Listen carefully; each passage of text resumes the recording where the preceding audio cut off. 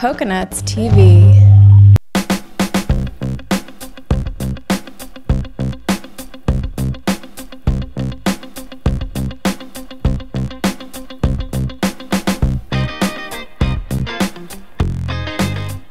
Ma'am, get 7 card ha, then question.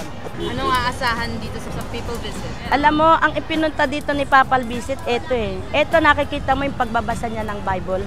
Andito pa yung nakikita natin sa pagpunta niya dito. Alam natin, ang Pilipinas, isa ito sa religious country. Ang maasahan natin kay Papa, yung andun yung parang bigyan niya tayo ng pagkakilala pa rin sa taas. Para sa akin, madam, maalala natin siya. Malabo po ba? Medyo malabo eh. Ito po, sobra na talino ng tao, nakakalimutan na natin siya. Then etong card na ito, nagsasabing, isang taong wala nang pakialam sa mundo, kundi sarili na lang niya. Sa pamamagitan mo na ipapadala ko doon, parang tumatayo tuloy, manunumbalik ang pagkilala ng tao sa akin.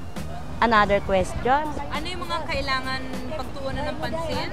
Possible dangers? Saan kailangan mag-ingat? Secured na po si Papa eh. So nakikita ko lahat ng kapulisan naka-arrangement na po sila. Hanggang sa grandstand, hanggang sa Palolete.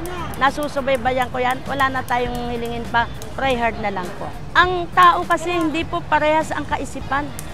May puti, may itim. Alam mo ba ibig ko sabihin ng itim? Ito po yung manggugulo. Pero kagaya na sinasabi ko, wala naman pong pray hard na lang po, everything. Yes. Okay, one more question. How will this help the local Catholic Church? Don't worry, ma'am. Sabi ko nga sa iyo, ma'am, ang mga pare, tumatanda mo.